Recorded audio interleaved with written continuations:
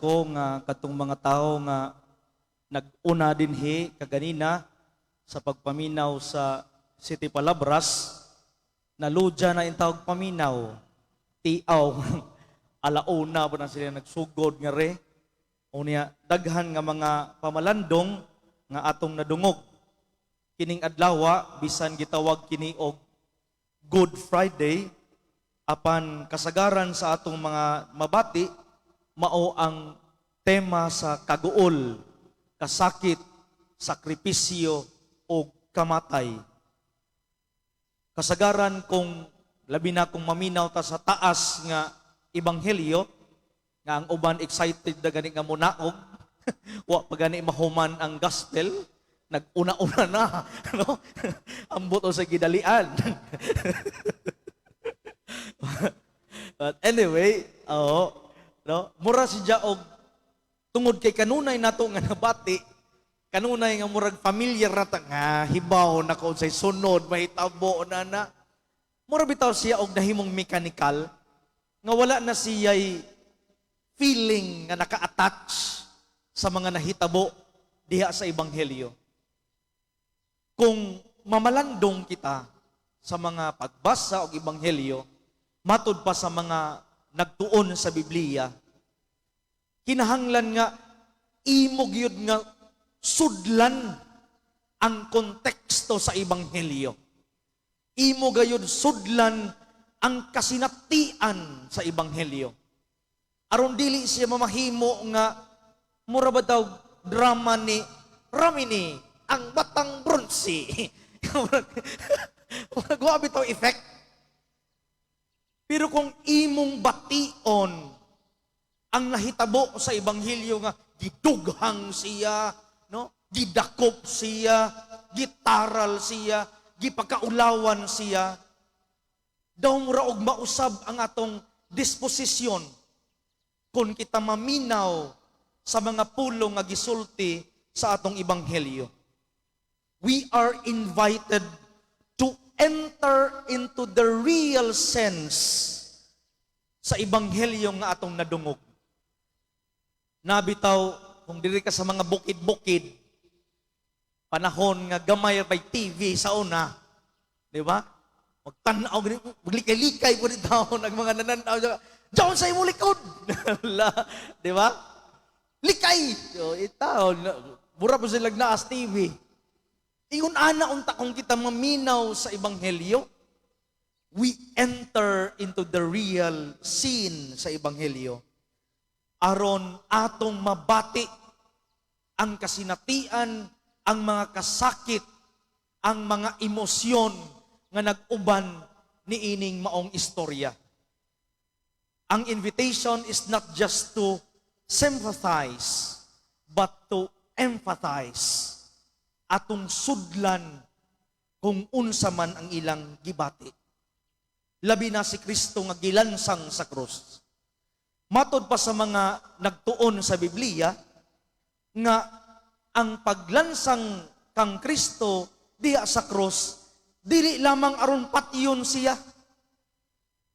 Ang ilang paglansang kang Kristo aron ipahamtang ngadto kaniya ang pinakasakit nga klase sa kamatayon. Tiaw mo nang murag gilaygay ka diha, nga ilansang ka sa krus.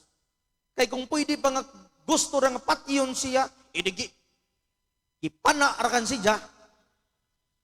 Sige mo sultag tan-aw Spartacus dinhi wag ibangkaw rakan siya diretso sa iyang agtang o sa iyang dughan dinhi tibway. Pero gipili nga ilansang siya sa krus. Ang uban gani nga commentaries nag-ingon nga paimnon pa gani o inject pa gani ang butog na injection gani adto. Pabutangan pa og morphine. Aron dili ingon nga mas mapatay siya o masakit siya. Butangan siya morphine aron mahimo siyang conscious. Nga sa diha sa iyang consciousness, alive pa siya, buhi pa siya, iyag yun nga bation ang tumang kasakit. So dili lamang aron siya patyon, kundili aron ipahamtang ang pinakasakit nga kamatayon ngadto kang Kristo. Gilansang usab siya sa cross aron siya pakaulawan atubangan sa mga tao. Wa man siya magsulob og dagtong pula, gihukasan siya. Ang uban pagani, wa gyud siya mo'y sapot. Gipakita gyud ang mga tinaguan aron ipakita, no, aron nga i-humiliate siya, aron pakauwawan atubangan sa mga tao. So the cross during that time is a symbol of powerlessness. It is a symbol of meaninglessness. Kahuyangon. Apan matud pa sa unang pagbasa nga atong nadungog, ang iyang mga kasakit, ang iyang mga samad, ang iyang mga labod, naghatag og kinabuhi ngadto sa iyang katawhan. Kung inyo lamang paminahon si Ma'am Aning, pagkanindot sa iyang pagbasa, na-emotion ba ang iyang mga labod? Diba? Nindot, ma'am. Oh, tadloan niyo ng iyong mga lektor.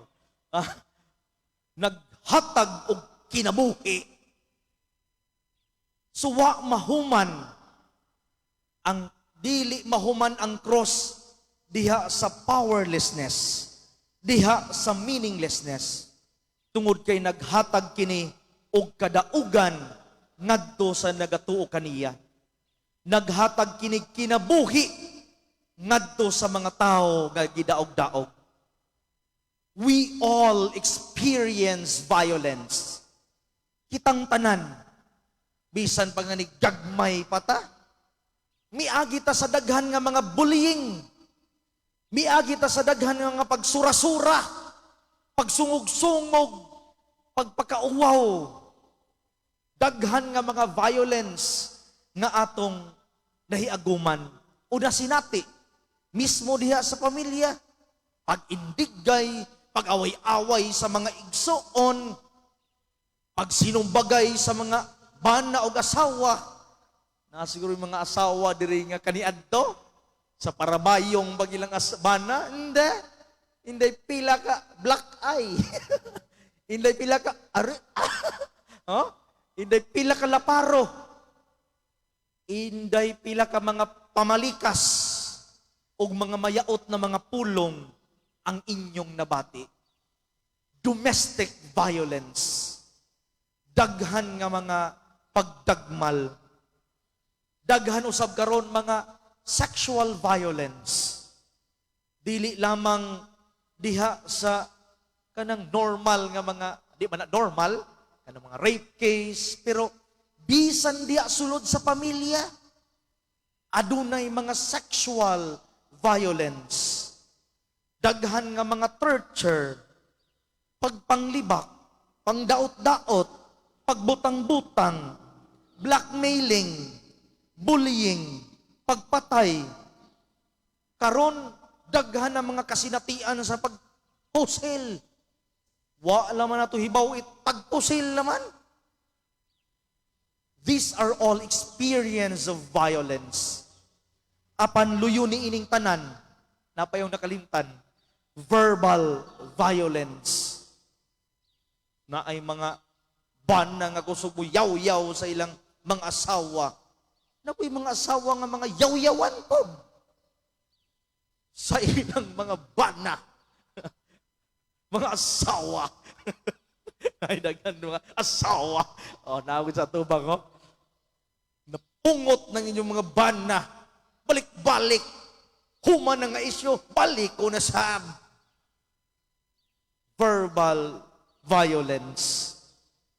Apan luyo ni ining tanan, nahimo kitang mga lig-on nga mga tao, nahimo kitang mga hingkod, nahimo kitang mga nagmadaugon, luyo sa daghan nga mga black eye, luyo sa mga daghan nga mga paglibak, paghusgar, pagdaot kanato, mitindog gihapon kita nga nagmadaugon. Pain purifies us and it brings the best in us. Pain and suffering purifies our intention. It purifies the real us. Ug mitumaw ang tinuod nga tao, ang tinuod nga kadaugan. Pain is our new school of hope. Mao na mga igsuon nga dili kita mo talikod panahon sa mga kalisdanan. Kining adlaw mao bitaw nga gitawag og Good Friday. Bisan pait, bisan sakit. Because pain brings about the best in us. Nakadumdum ka sa usa ka kanta nga, di ba? Sa mga love song, no? Kagabi kay tagluja man ako niya. Ako rin tong ampo-ampungan na. Suod ko sa akong kwarto. Kanta ko ning, you make me stronger by breaking my heart. That is precisely the message of the Lenten season. You made me stronger by breaking my heart. Charot. Di ba? Sa panahon nga kita mahugno, sa panahon nga kita mapakyas, sa panahon nga kita makasala, dili ba makaamgo kita? Dili ba mautro ang atong kinabuhi? Luyo sa mga kasakit na gisinati ni Kristo, mga igsuon, anaa ang pagkabanhaw, anaa ang kadaugan. So dili kita mo talikod sa mga kasakit nga atong agihan, kay luyo ni ining tanan, anaa ang kadaugan, anaa ang bag-ong kinabuhi. Amen.